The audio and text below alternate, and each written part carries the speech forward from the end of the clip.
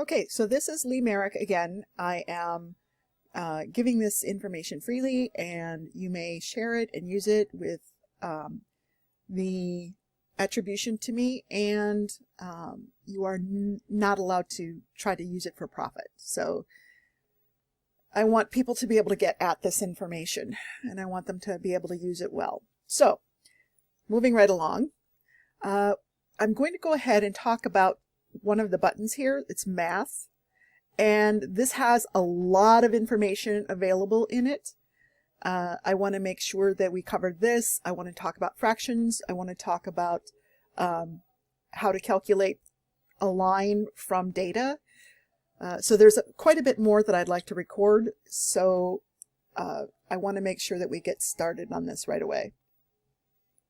All right, so if you click on math, you have a number of options above the as a drop-down menu, right? You have math, you have number, complex, probability, and fractions. And we're going to deal with many of those. I'm not going to worry so much about probability for this video or for these videos, but I do want to make sure that folks are aware that they can use those.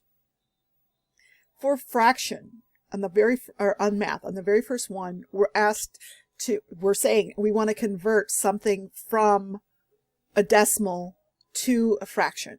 So let me go ahead, quit out of here, and I'll show you how that works.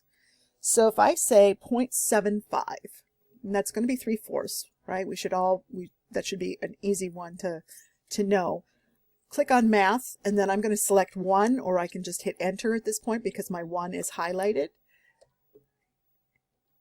And I've converted that now to a fraction.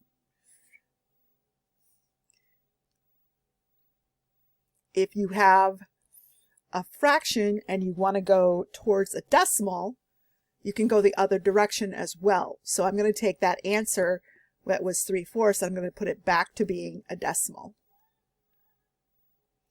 All right, so that's helpful in dealing with decimals and fractions.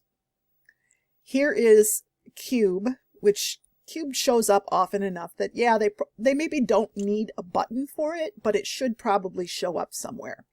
So 3 is a cube, 4 is a cube root, okay, and 5 is you get to pick whatever the value is, whatever root you're looking for. So this would be if you have something beyond a square root or a cube root. We can do a 4th root. I'll do that here in just a moment so you can see it. And I want to kind of walk people through how to do some of this. So let's take a peek. I'm going to quit out of here. I'm going to get a 4th root. So I'm going to put 4. And then I go into math. So that number the root that I'm taking needs to be presented before we go into math. Then we're going to go down to 5. And I'm going to say 81, which should give me a 3, right? Because 3 to the 4th power will get me 81. So now I've got 4th root of 81, and that gives me the 3. So that's really helpful to be able to use. In our, I do F function minimum and maximum, but I do that under graphing, so I'm going to leave that alone for right now. The number from 8 and 9, those are calculus stuff. 0 is a summation. You've seen it from me. I don't have a lot of it going on if you needed for some reason to use it. I don't think I have it on any finals at this level, but if it shows up, you have the option of using it at least. So summation, there's log, base, and then piecewise, numeric solver. Those are all ones that are pretty much, I mean, they're useful, but I'm not going to spend a lot of time on them because I want to make certain the more fundamental stuff is taken care of. All right, so under this first drop down, we've gone over fraction, converting from fractions to decimals, decimals to fractions, cube root, an nth root, right? And those are basically the ones that I've shown you on this particular drop down. So let's go ahead and move over to our next drop down. And this is NUM for numbers. ABS is absolute value. Okay. And I'm going to go ahead, I'm going to do absolute value. And I'm going to put in a negative. Oh, I got to use my correct minus sign here. I want a negative, not a subtraction. So negative 5, I'm going to hit enter, and that's going to give me the 5. So if you're ever not sure if something is able to be used by an absolute value, that's one of the ways to check. So let me go ahead and yeah, there's kind of no way to be able to, I mean, it won't let you do something where it will break the absolute value.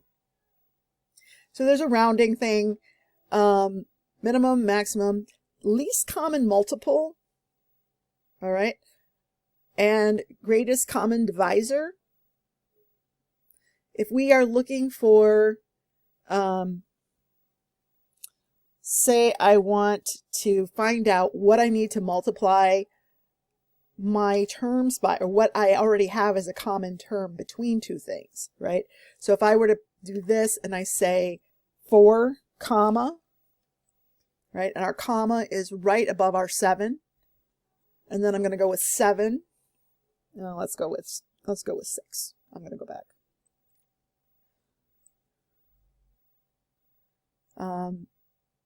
And I want to show you another really cool trick that's just almost completely worth the price of the calculator in and of itself. So let me go back over here. I'm going to go down to LCM.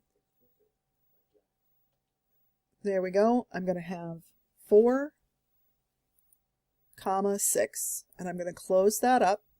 And what I should see is a 2, which means that I'm going to need to multiply my 4 by a 3 and my 6 by another 2 if I were to go ahead and use that. Well, right, I'm going to have my denominator, I'm going to have that be what I now need my denominator to be, okay? So it doesn't actually spell out for you what you have to multiply by, but it tells you how to get there. It tells you what the number is. Greatest common divisor, I'm going to go back in there and look at that. And we're going to go ahead and say again that 4 and that 6.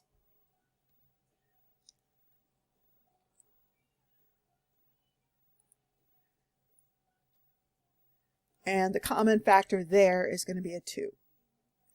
So hopefully that's helpful as far as being able to figure out what you have in common or what you should be using for a common denominator. Let's take a look at what else.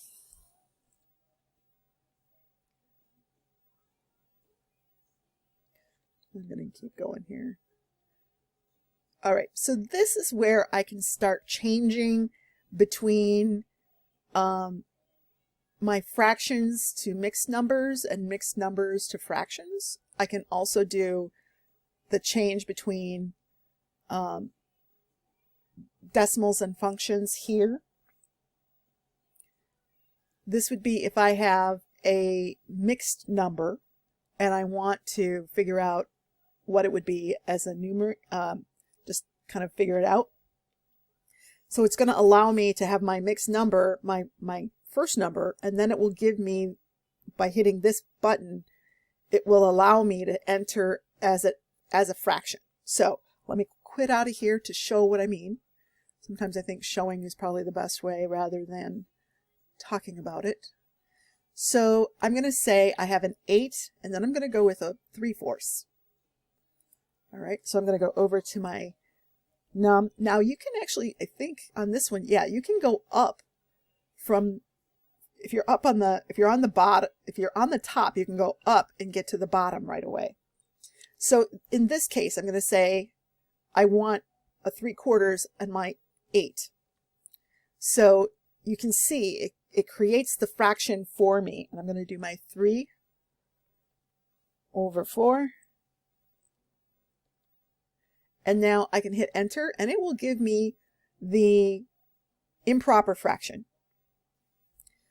If I want to, I can go from my improper fraction, and this is also helpful if I wanted to, and I don't insist on this, but it's good to know that you've got it as an option, and especially if you have your next instructor wants you to put things in mixed numbers as opposed to leaving them as improper fractions. This will convert it between the value of the numerator and denominator and convert it into a mixed number. So our most recent, it's going to give us our fraction, right? That fraction that we just did, the 35 over 4. You could put in another number. I will caution you that you are going to need to have put it into the numerator denominator option for this to work. Okay, it needs to actually be a fraction as opposed to 8 divided by 16 or something like that. Okay, so 35 divided by 4, my 35 fourths, and now it's back to my 8 3/4. All right, so let me show you what I meant about if you don't have it set in the fraction, it's not going to work the way you would expect. And watch, just because I've said it won't, it will this time. Yep, it does. I'm not quite sure why the other one that I had would not work. Okay, so at least it gives you an option here as far as being able to figure out what a fraction is in its reduced form.